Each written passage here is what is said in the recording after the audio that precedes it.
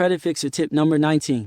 Dispute errors on your credit report. Contact each of the 3 major credit bureaus, TransUnion, Equifax, and Experian, and get copies of your credit reports and credit scores. Carefully read over the reports and note any errors. In writing, contact the credit bureaus and ask that mistakes be removed or investigated. This is called a dispute letter, and once it is received, credit bureaus have to investigate your dispute within 30 days of receiving your letter. It is important to keep a copy of your letter, and it is important to note the date the letter was sent. You should not be accusatory or abusive in your letter. Calmly and clearly state the problem and request an investigation.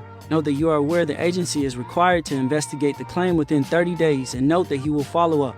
Be sure that you do follow up with the issues you raised in your letter. Just because the agency investigates does not always mean that your credit report will end up error-free. Many credit bureaus now make it possible for you to correct errors on your credit report online, and many have information on their websites that tells you exactly how disputes must be handled to be effectively removed. It is important that you follow this information exactly so that the inaccuracies on your credit report are removed promptly and your credit score is updated as soon as possible. Join Creditfixrr to improve your credit score and learn more credit tips.